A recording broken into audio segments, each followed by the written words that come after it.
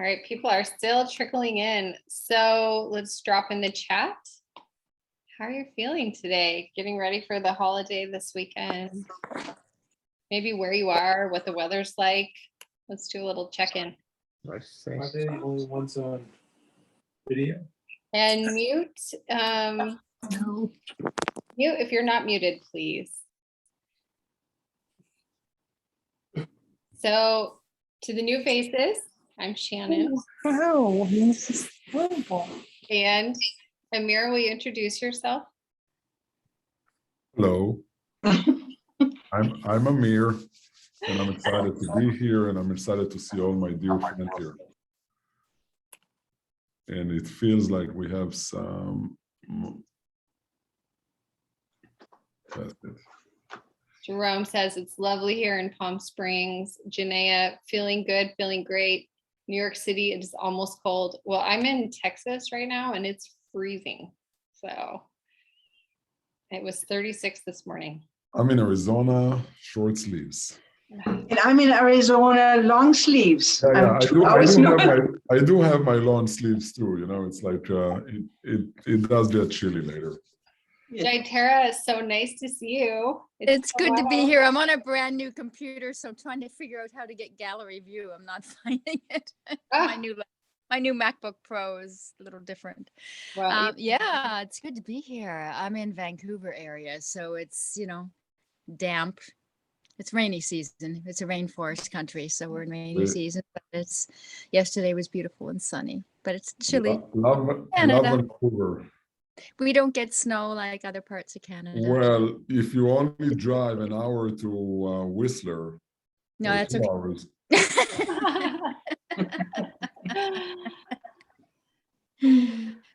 Good to be here. That's great to have you. You look radiant as always. Oh, thank you. Anybody know where the gallery view is? I'm trying to find it so I can see everyone. If you on the top right, you should have a button that says View. It should be, yeah. I have it on my other computer, but I don't know why I'm not seeing it on this one. I'll just tinker. I'll mute myself and tinker until I find it here somewhere. It's got to be.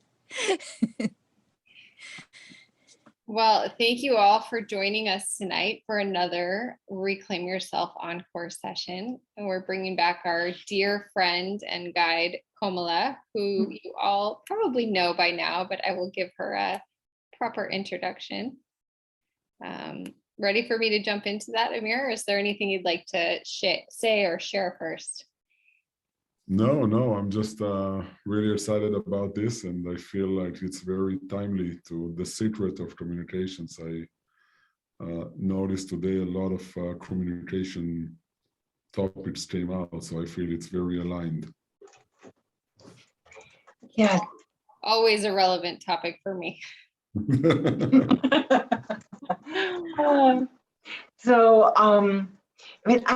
Shannon invited me to do this on the 20th, and I thought, oh, holiday conversations, definitely. And I want to begin by telling you a story. So I planned about 3 years ago to go to Germany.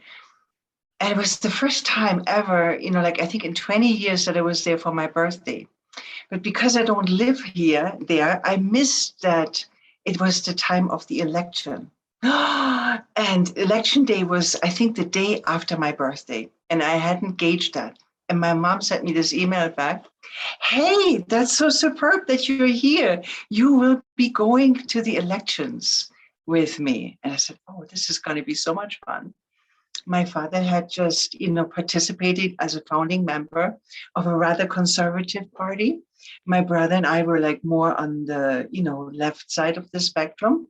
And there was a fierce debate at that time in Germany and in my family. And I thought, okay, this is going to be one hell of a birthday celebration. It's going to be so much fun because we're going to be definitely at the completely different end of the spectrum. And, when we discuss things in our family, we're rather passionate. And I remember the first time my parents came to visit here in Sedona, and we were all talking German. And my husband, pretend, was getting really worried, kind of pulled me away 10 minutes into this, you guys having a fight?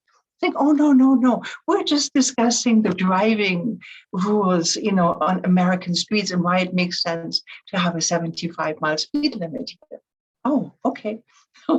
That's kind of the context. I just wanted to give that to you. So it was a very perfect opportunity for me to go in and practice some of the skill sets that I have in navigating difficult conversations.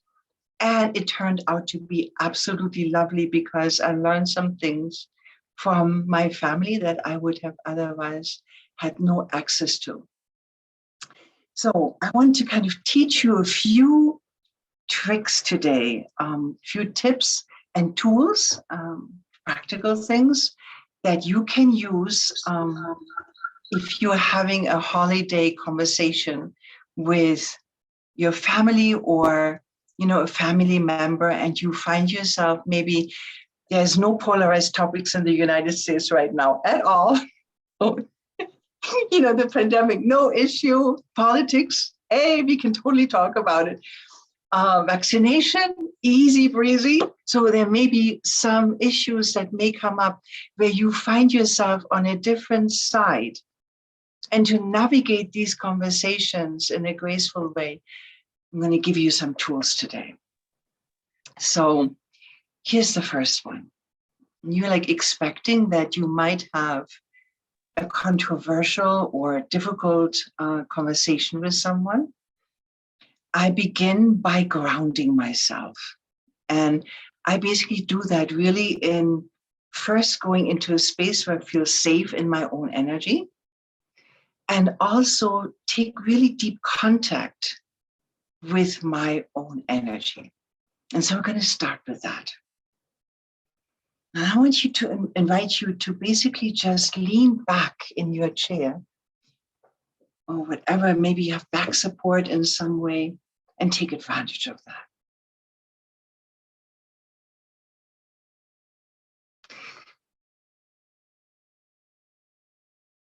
And just notice yourself seated. And you might even try what this is like to do that with open eyes.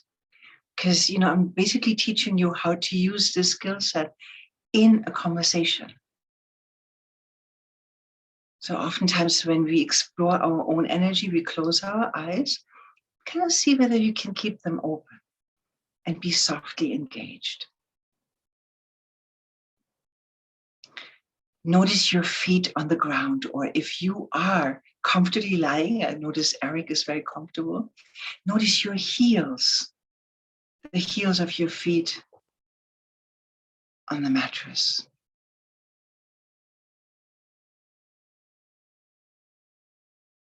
Just notice how that feels to have that sense of grounding.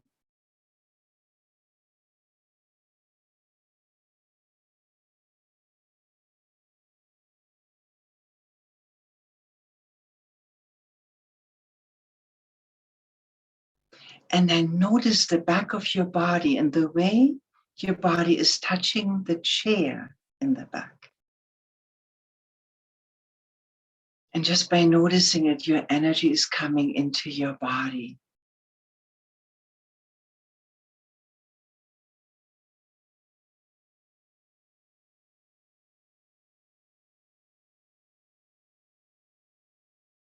Notice how your breath flows in and out of your body.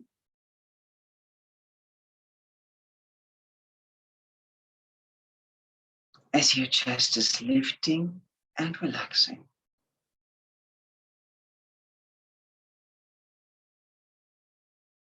And without changing the frequency or the depth of your breath, I would have you breathe as if you wanted to expand into the back of the chair.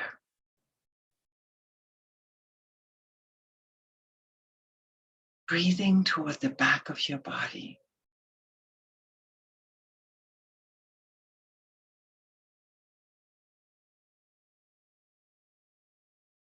And then noticing your shoulder blades and the space between your shoulder blades, the back of the heart.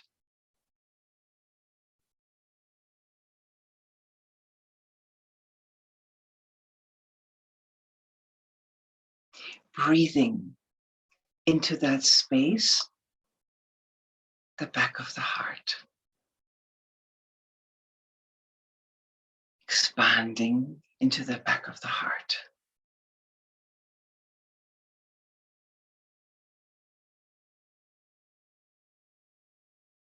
You're probably noticing by now that your energy is calm and that you're feeling rather centered. Now, I want to make a case here. And so I'm going to ask you a couple of really odd questions and just answer them for yourself. What is 2 + 2? And what are the last 4 digits of your phone number?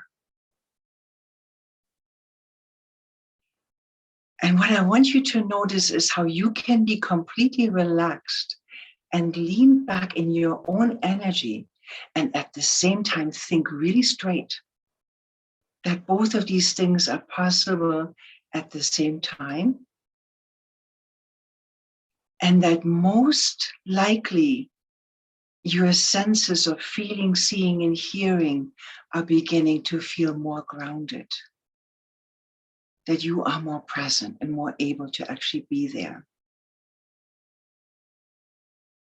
Connected both to your own energy and also to the outside. And that if that is true for you, kind of give me a physical signal or a little reaction of some sort that I can also, good, beautiful. Now, that's a really, really good way to start a conversation that might be challenging. Really root yourself in your own energy. Now we're going to begin with the conversation, and I actually want to give a demo on a certain skill set with one of you. So I'm looking for a volunteer. Yes, Carol. Take yourself off mute. Oh, Oh, yeah. and so the skill set that I want to demonstrate with Carol is called reflective inquiry. And it basically is a skill set that allows you to establish trust with a person. And so, Carol, I'm going to ask you to share a few sentences about something that you experienced today or anything that you want to share. And I will demonstrate the skill set by actually reflecting some of the things that Carol says back to her. Okay, so you want me to share one thing or a couple of things? Whatever you prefer, maybe say with one thing. It makes it easy. But if a couple of things come to you, that works as well. A couple of things come to me. Full-on connection this afternoon with my 2 coworkers. Laughter with them, connection with them, commitments with them, which felt really expanded and really good and yay. And my son flew in today, so I had a bhakti hit where my heart just expanded when I saw him on the sidewalk at the airport. It was just love, love, love, yay! So today was a really expanded, wonderful, yummy, loving, connected day with my coworkers and my son. Yes. So what I'm hearing, Carol, is that you have a day of expansion. And, you know, there was a lot of emotional connections. You had a really full-on, beautiful meeting with your co-workers. And then when you saw your son on the sidewalk, your heart really expanded. And, you know, I can hear in your voice the expansion and the celebration that you experienced around connecting from the heart. Yes, definitely. And I have a question for you. How is it for you to have this reflected back? What are you experiencing? Well, how am I experiencing as it reflects back to me? Mm-hmm.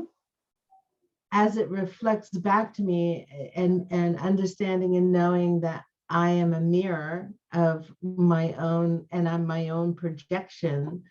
So what reflected back to me is my own self-love, my own self-worth, my own sense of importance within community. And the reflection for me was, trying not to get too woo-woo. The reflection for me was just about understanding and knowing that there is love everywhere. There's joy everywhere. It's just a matter of, do I want to see it? Do I want to act upon it? And do I want to, it's a choice of knowing that it's always there. It's just a matter of choosing to see that or experience that. Yes. Let me ask you one more question. Would you say that me repeating some things back or reflecting on them has created an energy of trust between the two of us? Oh, yes, absolutely. Yeah. Yes. And your cadence too, and the way that you're asking, the cadence of your voice and your is definitely plays a significant role in that sense of connection. Thank you. And so what you just fed me back was a really beautiful thing, because that is another skill set, which is asking gentle questions. You know, basically the most important thing when we are heading in a difficult situation is establishing trust. And, you know, with trust, establishing a sense of empathy. And what you and I just practiced was thought empathy and, you know, reflective inquiry in establishing a conversation where we feel we can openly share with each other and we're being listened to and understood. Yes. So creating that as a base, at the base level, especially if the conversation is difficult, is a really, really good skill set. Now, there's another skill set, which is feeling empathy. So the first thing was thought empathy, and the second skill set is feeling empathy. Now, based on what I hear you say, Carol, what is resonating for me is an expansion in my heart, and I could just feel the juiciness and the yay, and you know, the way that you said these things. I could feel that today was a day where most likely you felt there's so much expansion possible in connection. Yes. Yes. And it was an intention that I set driving into work today, because I set my morning intentions and asked the universe to hear my intention, and it definitely was heard today. Yes. So those are two, you know, three very simple skill sets, and yet they're really powerful, especially when the discussion or the conversation that you're having with another human being is on challenging territory. And, you know, like a couple of other things that I might like to kind of touch on is, say, for example, you and I had a difficult topic that we would have to discuss. I would probably start with what I'm experiencing. So for example, if you said something to me that I didn't understand, or that left me, you know, maybe a little anxious, I could kind of say to you something like, I feel puzzled. Instead of saying, hey, Carol, you're really unclear, or you're making me feel anxious, which is probably going to put your brain in an away state. You know, just by me saying, now, right now, I'm feeling really puzzled. if we're having that connection, you have a way of coming back to me, kind of, what are you feeling puzzled about? Or, how can I make this more clear? And again, we're kind of leaning more into connection rather than into a way of moving away from each other. Now, we might find each other in a position, where we may fiercely disagree on a subject. For example, I could fiercely disagree with Amir on the premises of white chocolate versus dark chocolate. And I would know that I would find myself in very controversial territory because he would argue for dark chocolate. And I could passionately go for white chocolate. And look at our body languages. We immediately both started putting our body language in a different way, putting our arms, we were like ready to battle. So body language is another thing that goes into, good conversation. And so when you're feeling that moment coming on where you're like, no, this is white chocolate territory, and I know that I'm absolutely right on this. You see your body language going into this kind of a deal. That's a really good moment to basically check in with yourself and open your body up. Go, so Amir, I hear that you are liking dark chocolate. Wow. I have to tell you, and this is kind of a skill set that we call stroking, where you find something genuinely positive to say to another person, even in the heat of battle. And this indicates that you respect the other person, even though you may absolutely disagree with the other person on their opinion on that subject. So I could say, for example, to Amir, I want to acknowledge that you are a connoisseur. Whatever I know about you is that you have incredible taste. I love the color of your new car. I think that you have excellent taste. And buddy, on the topic of white chocolate, I must insist that you have it wrong and I have it right. So even though we might completely be in a disagreement on a certain subject, I can give the other person a sense of we are friends. And that brings me to the last topic that I wanted to introduce you to, that thing about being right. I'll take that back, because in the end, it's always good to know when you enter a difficult conversation that everyone gets to be right. It's a big bummer, I know, especially when you know that you're right, but everyone gets to be right. So most likely I will have a really good point on the merit of white chocolate, and most likely Amir will have a really good merit and talent on the dark chocolate. And between us, we're actually going to have a very interesting conversation on why this particular matcha chocolate that I also just discovered in Whole Foods after you told me about it is the most delicious chocolate. And yes, I bought one, and I must agree, even though I'm not the biggest dark chocolate fan, that particular chocolate is very round in taste, and I really liked it. So that's my, those are my skill sets for the holidays. And, if you want to kind of say something about it or share some of your own experiences or ask something. Question. Yes. So when you're in or find yourself in the midst of a heated conversation where it's kind of spinning out of control, and you're losing yourself in your anger or whatever it is, what is your advice on diffusing that in the moment, like just to diffuse it? Because in the back of your head, you're saying, wow, this conversation is getting out of control and it's spiraling down or backwards. And so what would you suggest in how do you instantly diffuse that? Instantly, what I would do is I would do what we did in the beginning, connect back with my own body, remember who I am.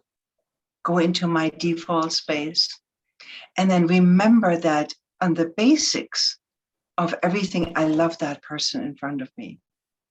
You know, kind of disengage from just seeing them as a pattern and start seeing them as a person. And that for me is a skill set that I work with in my compassion cultivation, which is there's two things that we have in common. Both of us want to be free from suffering, and both of us want to be happy.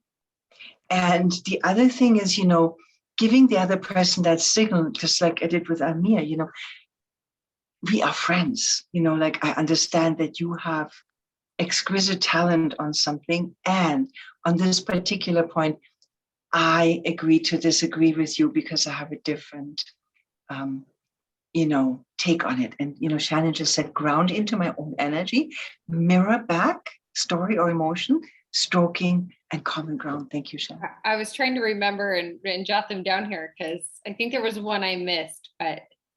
Yes. Inquiry, you know, where you ask gentle and probing questions. Yes. And we also have a question. Rudy raised his hand. Yes. Yes. I'm sorry, I started a bit late, so I missed the beginning. But from the last part I just heard, I just wanted to confirm if I got the meat of the conversation. You're saying is that if I'm having a conversation with a friend, but we have completely different point of views, we disagree. So rather than take the disagreement further and get into an argument, respect the other person's opinion, because he, as I, we both think and know we are right, and use that opportunity to learn something different. And rather than confront, say to the other person, okay, you think something, explain to me why you think so. And it gives me an opportunity to learn something new I hadn't thought about, one. And two, it shows the other person I respect that person because that person can teach me something. And that way, the relationship is easier to move forward rather than backward. Is that what you were trying to teach us? Excellent. Oh, okay. Okay.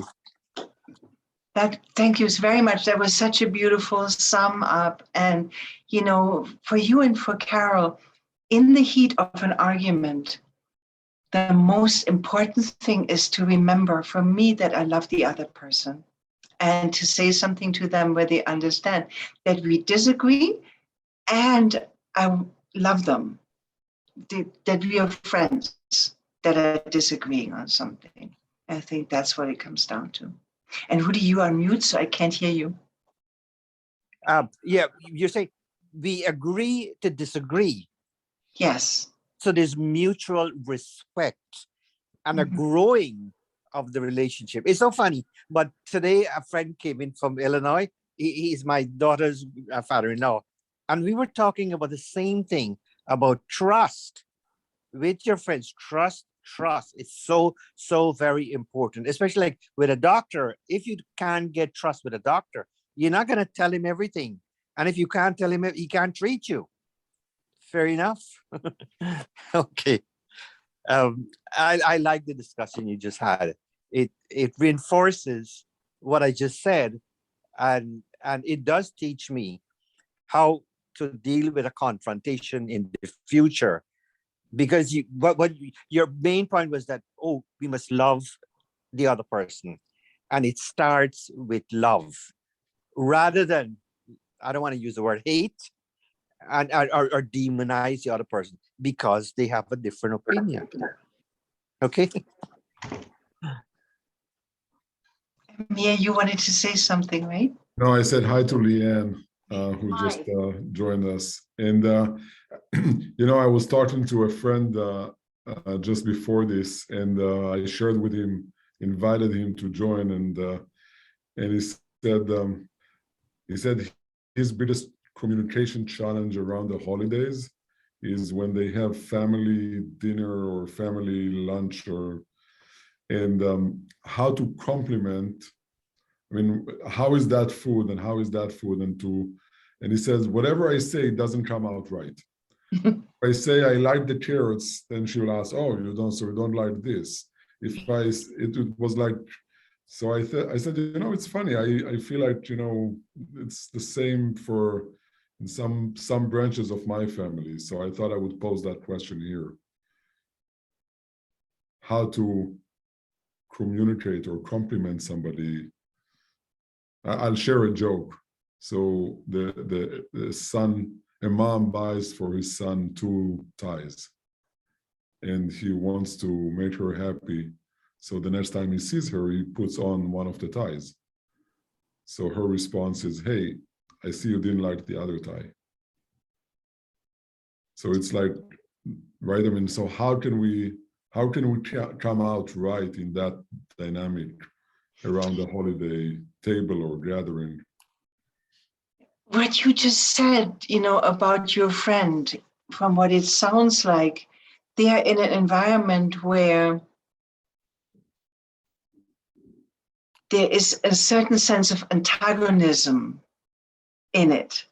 And, you know, this is one of the things that bring up this sensation with families. We are very defined in family systems from childhood on. This is the person that's the best in class. That's the person that's the black sheep in the family. This is the person that, you know, usually pays for dinner. And so we kind of have these roles. And, you know, this is another thing about empathy, ultimately, to take the freedom back to identify myself from the inside out. You know, the people around me may or may not see me the way that I see myself. In fact, mostly they probably won't, but I can define myself. Just say, you know, I love both ties. Which one do you like better?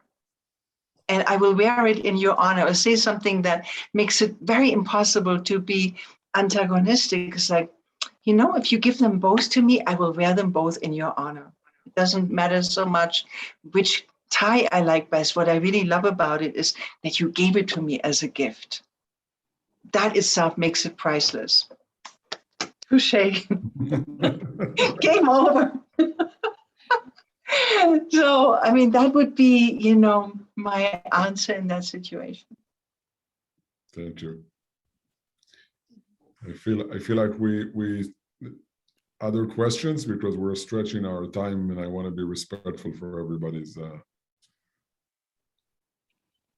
So good to see you, Rebecca and Melissa. Thanks for joining us today. Mhm.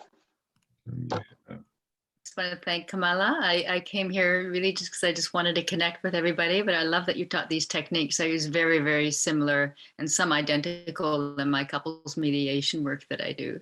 I love applying it to family Christmas dinners. I'm blessed to have a soul family I share it with, and there's zero confrontation or dispute anywhere. We get along so beautifully, but I love the concept of applying it to family dinners. You've inspired me to send an email out to my list on this very topic. Well, thank you for sharing that, Tara. Thank you. Okay, Shana, I'm going to give it back to you. Yes. Sounds great. And you jumped right in before I could share a little bit about you. But for those who don't know, Komala is an internationally respected teacher and consultant. Her background education includes certification as a therapist, nurse, naturopathic practitioner, and counselor. She's renowned in the areas of stress management, color, and sound healing. I would say that this kind of communication might be considered sound healing. So I loved it tonight. And my favorite technique was I think the stroking. I really like that sneaky little like, oh, but I love this about you. And it's not so much about this disagreement. It's not sneaky. It's just really gentle and loving. So thank you. Amir, anything to add? no, I really enjoyed it. I loved you know, paying attention to remembering the person, not the pattern. So I thought it was also a beautiful, but anyway, I really enjoyed this. It was awesome. And I invite everybody, and do we want to drop in the chat link if anybody wants to schedule a session with Komala. Happy to. And yeah, It'll go out in the replay tomorrow as well. Thank you to all the guides and beloved team members and members of the community who joined us tonight. I know that it's a busy week. thank you so much. We appreciate you all. Thank you so much. And drop in the chat how you're feeling. And Merry Christmas, those who celebrate. Unmute. I wish you happy holidays. Happy Let's holidays. unmute and say goodbye loudly. Goodbye. Thank you so Bye. much. Thank you. Bye. Bye. Bye-bye. Bye, Sydney. Bye. I want to pass me. Okay. I'm passing. Lead. I'm there. Everybody's No, stop.